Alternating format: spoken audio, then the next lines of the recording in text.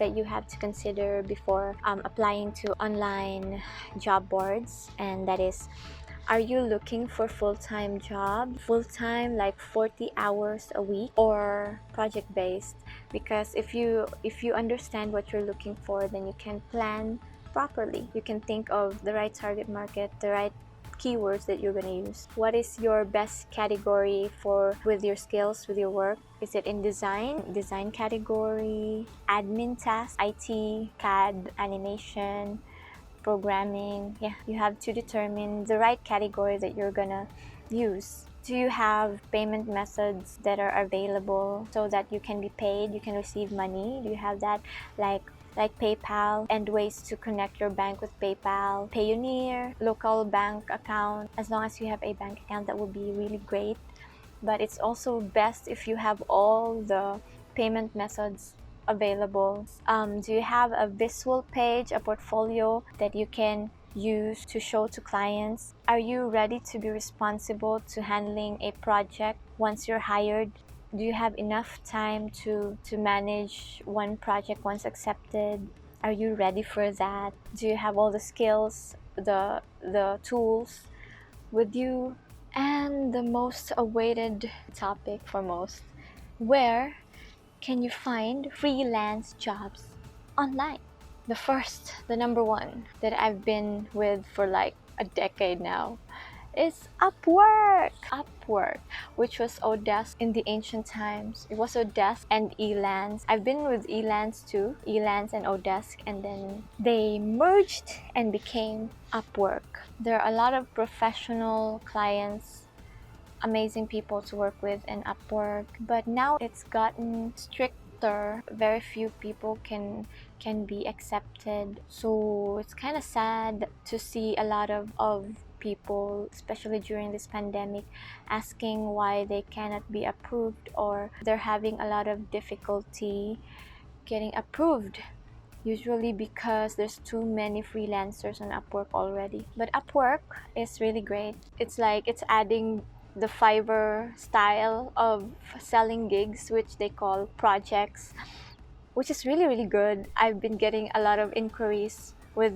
projects on Upwork, so it's really amazing. Upwork, you're the best! But of course, there are still scammers. I'm gonna discuss that in another episode. How will you detect scammers? The red flags. Upwork has all sorts of categories, skills, or projects that you can think of, because it's like the mother of all freelance websites. So Upwork is like my number one recommended website for working online. My TL in ePerformax has recommended the website.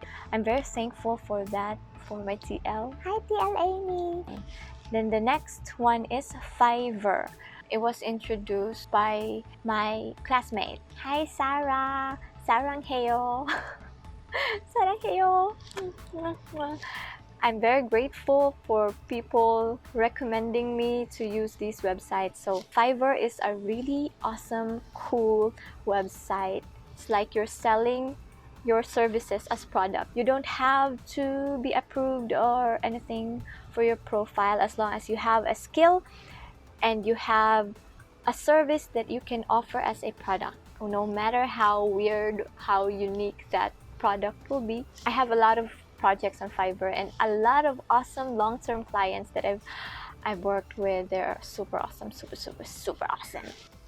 So Fiverr is like project-based. Every order is a project. You must consider it as a project. On Upwork, you're still required to maintain good standing, like you're not a spammer. And on Fiverr, you have to maintain also a good standing.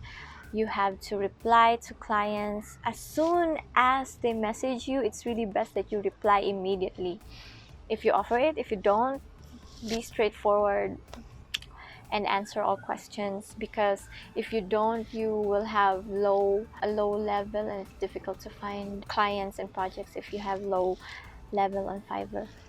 So the other websites that I'm gonna share to you are just options that I haven't really been active on these websites, although I know the system, I know their process. Some clients contact me on these sites. So next is like the oldest freelance website in the world, which is Freelancer.com. It has a lot of projects, and the only downside is that it's overwhelming because there are a lot of pop-ups showing up. But it has a lot of projects, but mostly I saw are low budget. But if you're starting, whichever works for you, try them all, and whichever works for you, then go for it. Freelancer.com has been online for like a long time, and they have feedback system, and you can search the people, you can see their profiles, you can read about them. It's Freelancer.com. It has both hourly projects and also fixed projects, and you can also sell services.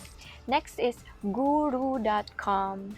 The site, I think, is very clean and very straightforward, and it also has hourly and fixed projects, and also there are services. You can sell your services here also. The only downside that I found on this website is that there's very few projects for me, like creative projects. Every day I've been scrolling on Guru, and there's very few projects that are interesting for me. That's the only downside, but the website is really clean and very easy to navigate. It's good to go to websites that only few freelancers go to, because there'd be lower competition for you. It's a good thing. And here are other sites that are familiar to me, but I've never really tried them, although I've read a lot of reviews. Maybe you can try these. TopTal. It has a very tedious process before you can be accepted as a freelancer. I didn't go through the process because it's a hassle, but you can try. Again, if the website is not that popular yet, then it means it has lower competition. Next is Hubstaff. I also have an account here, and I've been contacted by clients here as well. It's like Upwork. It has an app that you can use to track your time working also. I find Hubstaff easy to navigate to the website. It's like a list of resume of people. The best thing is that there is no middleman on Hubstaff, so you can work directly with the client. And next would be, it's best to have your own website. It doesn't have to be the expensive one. You don't have to pay just so you can have a website. There are a lot of free sites, as long as you can have a place on the internet where you can post your services, who you are, links of how you can be contacted, your contact number, email. That is really good, and then you can use that link to share to social media, to share to even your clients. Your own website is really good. And other things that you can do so that you can find clients and meet clients is to use online communities, like for example LinkedIn. LinkedIn is like a professional social media. The profile is like the resume of the person.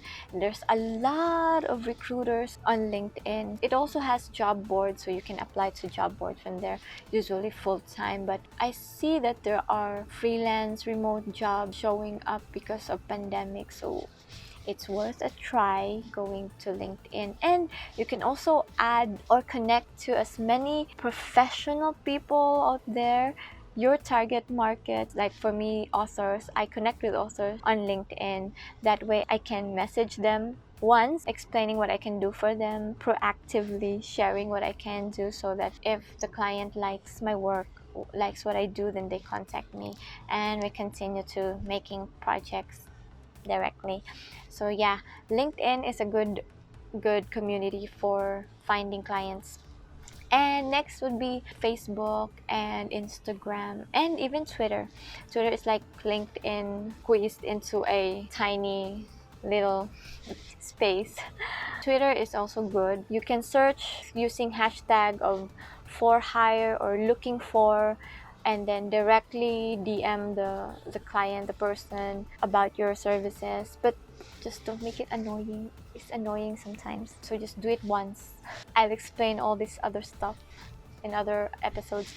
Join as many Facebook groups as you can. Groups like freelancers, in your local area. If you're an artist, then join as much Facebook groups of artists, and also join group of your target audience. Like for me, I've joined authors, illustrators groups, authors groups, teachers group, because that way you can see their posts. Sometimes they're looking for illustrator, animator. You can be transparent with how you present yourself on Facebook because it's your personal Facebook account. And also, if you're an artist, you can use Instagram to post high quality images of your illustrations, your portfolio. Instagram is good for those things. So that would be all for where you can find freelance jobs. I'm sure there are more. You can comment, you can share your ideas, share your experience. I'm gonna update these videos when I learn about new things. Yeah! So thanks for watching.